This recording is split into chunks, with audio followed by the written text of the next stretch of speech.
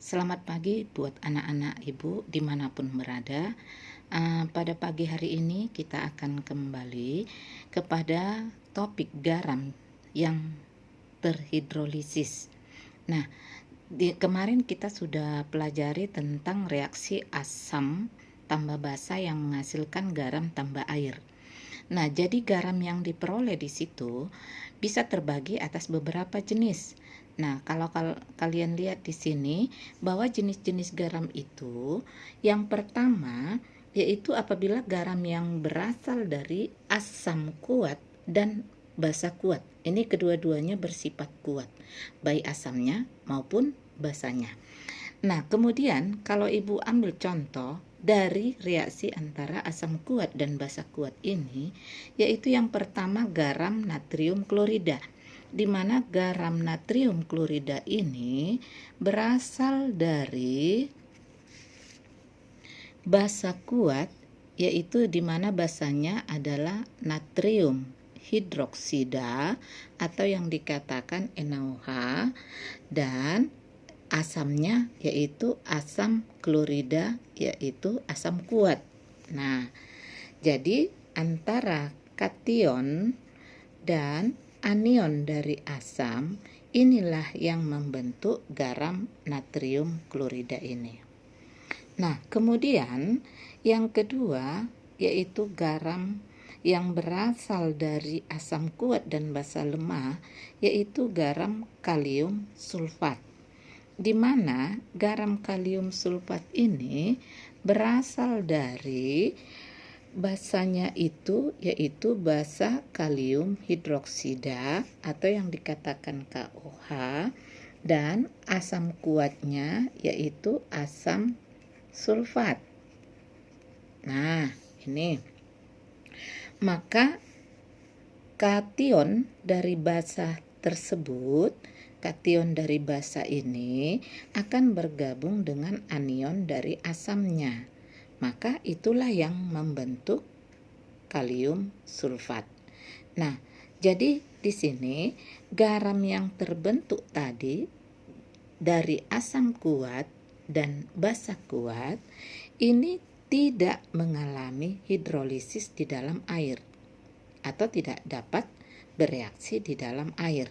Maka jika dilarutkan dalam air, larutan garam ini akan bersifat netral. Ini akan bersifat netral. Yang kedua yaitu jenis garam yang berasal dari asam kuat dan basa lemah. Nah, di sini sudah ada sifat satu kuat, satu lemah. Nah, di sini yang kuat adalah si asam dan yang lemah adalah si basa. Maka dalam proses hidrolisis ini, pembawa sifat garam itu, sifat garam ditentukan oleh yang kuat. Maka nantinya garam yang terbentuk dari reaksi asam kuat dan basa lemah, nantinya itu bersifat asam. Karena apa? Di sini yang kuat adalah asam. Berarti si asamlah pembawa sifat. Nah, jadi di sini kalau saya ambil contoh yaitu garam amonium klorida.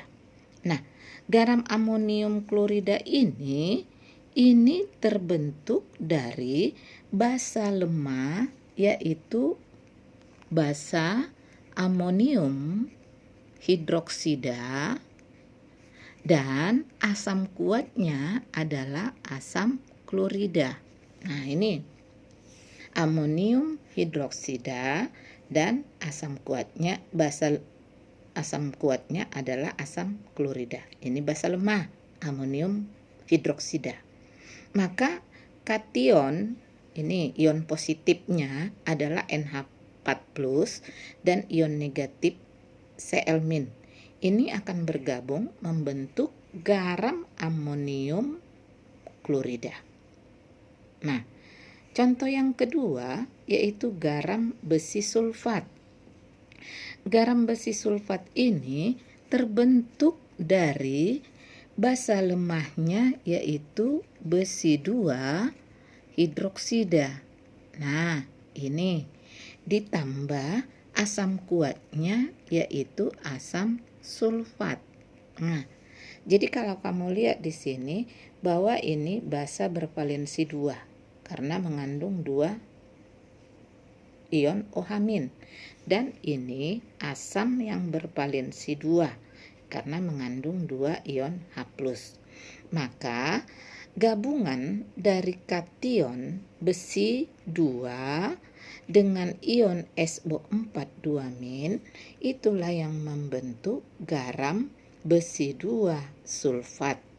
Nah, seperti yang Ibu katakan tadi, siapa yang lebih kuat dialah yang membawa sifat. Nah, di sini yang lebih kuat adalah asam.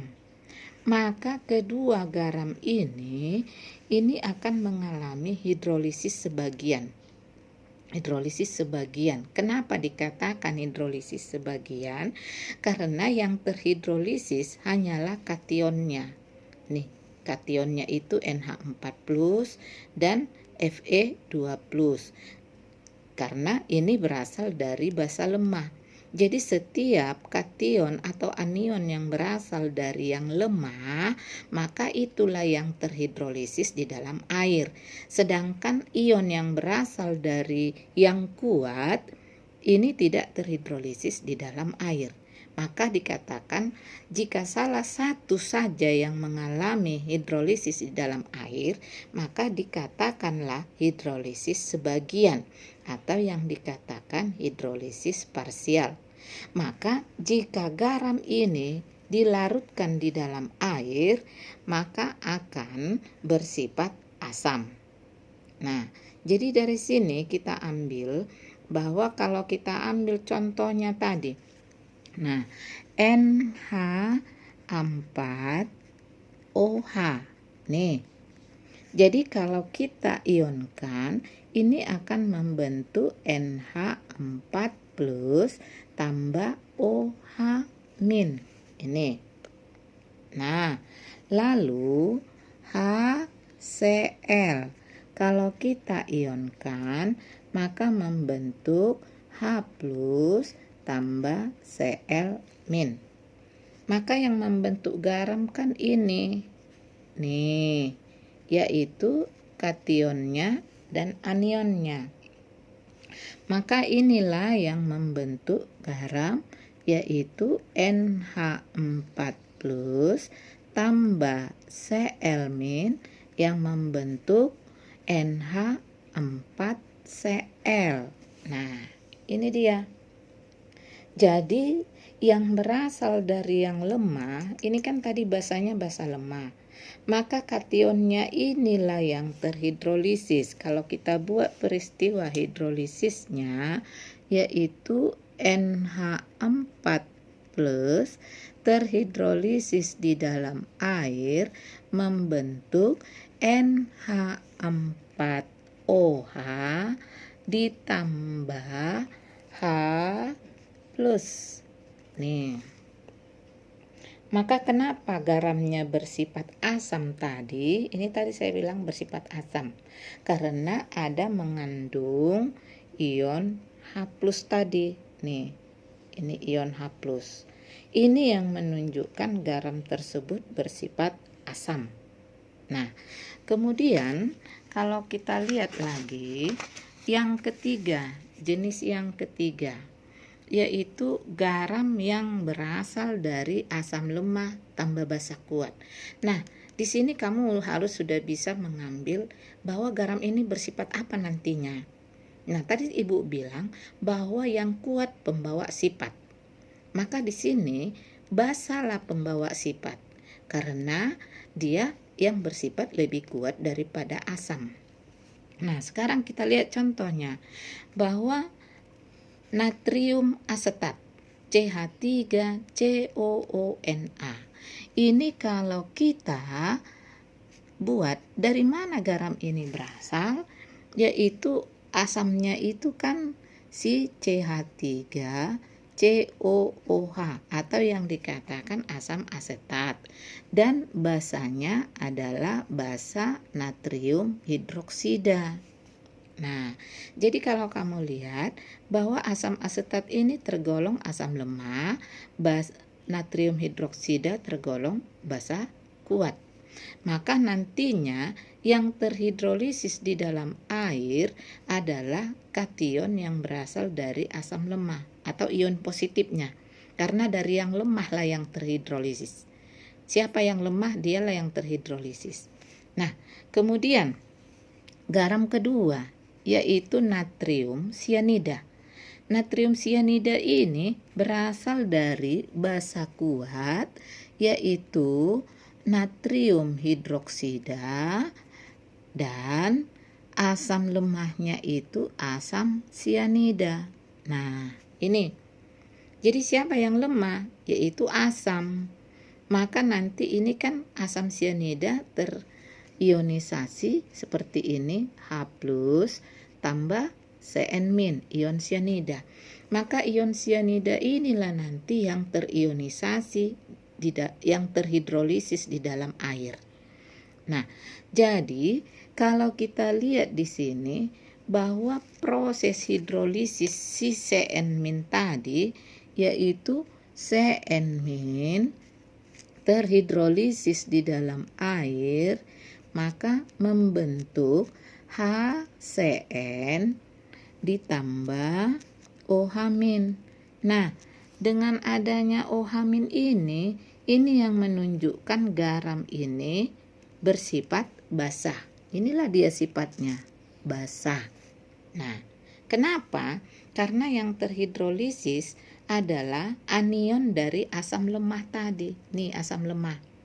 Jadi yang terhidrolisis adalah anion dari asam lemahnya. Ini anionnya. Ini juga anion CH3COO-, ion negatif maksudnya anion. Nah, makanya dikatakan dengan adanya reaksi hidrolisis ini bahwa anion dari asam lemah terhidrolisis ini bereaksi dengan air, maka membentuk asamnya kembali yaitu asam sianida dan adanya ion OH- di dalam air. Dan ini yang menunjukkan dia bersifat basah. Kemudian yang keempat yaitu garam yang berasal dari asam lemah dengan basa lemah. Nah, ini sama-sama lemah. Nih, sama-sama lemah. Jadi yang membawa sifat itu bukan dilihat dari yang mana yang kuat, nggak ada. Karena sama-sama lemah. Nah, contohnya yaitu amonium asetat. Nah, kalau kita lihat bahwa garam amonium asetat ini berasal dari asam asetat CH3COOH dan basa lemahnya amonium hidroksida. Nah, kalau kamu lihat di sini, ini asam lemah, ini basa lemah, maka terbentuklah garam yang bersifat lemah. Nih lemah. Jadi kita belum tahu ini sifatnya asam kah, basa kah, atau netral. Nah, yang kedua yaitu garam besi 3 sianida. Garam besi 3 sianida ini diperoleh dari basanya itu, kalau dibilang besi 3 berarti basanya basa 3 lah. Nah, FeOH 3 kali. Nah, ini besi 3. Karena dia di sini kan 3, besi 3. Besi 3 hidroksida ditambah asam sianida. Nah, jadi ini basa lemah, ini asam lemah. Nah, jadi sama-sama lemah. Maka ion positif dari asam lemah ini dengan ion negatif dari asam lemah, ion positif dari basa lemah, ini tadi basa lemah ya, dan ion negatif dari asam lemah sama-sama terhidrolisis.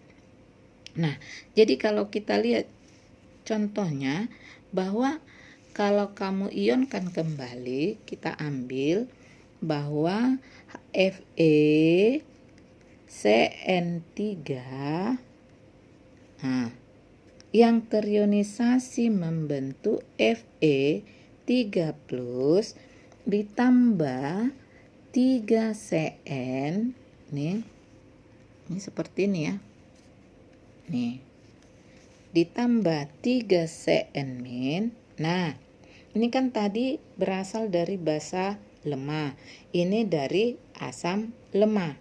Maka ion positifnya ini Fe3+, ini terhidrolisis di dalam air, maka membentuk kembali FeOH 3 kali dan H+. Nah, ini apakah ini bisa dikatakan sifat asam? Belum. Karena apa? Ini anionnya ini terhidrolisis lagi di dalam air karena berasal dari yang lemah. Maka kalau kita lihat Cn nih terhidrolisis di dalam air, maka membentuk HCN ditambah OH-. Nah, jadi kalau kamu lihat di sini ada H+, ada OH-. Nah, lalu sifat garamnya bagaimana? Apakah asam atau basa? Nah, sifat garamnya bisa kita lihat. Kita memakai perbandingan harga Ka dan Kb. Ka itu apa? Konstanta asam. Kb itu apa? Konstanta basa. Nah, jadi kita dapat kategorikan bahwa garam yang berasal dari asam lemah tambah basa lemah, sifatnya bagaimana menentukannya? Yaitu dengan melihat harga Ka dan Kb. Nah, dia akan bersifat asam apabila harga Ka-nya lebih besar dari harga Kb-nya. Dan garamnya akan bersifat basa apabila jika harga Ka lebih kecil dari harga Kb. Sedangkan jika garam tersebut bersifat netral, berarti di sini harga Ka-nya sama dengan harga Kb. Nah, jadi sampai di sini tentang garam yang terhidrolisis pertemuan kita kali ini. Untuk berikutnya nanti kita akan masuk kepada perhitungan berapakah pH dari jenis-jenis garam yang sudah saya jelaskan tadi. Silakan disimak kembali, silakan dipelajari. Semoga pembelajaran kita hari ini memberikan manfaat bagi anak-anak kami. Oke, selamat belajar. Terima kasih.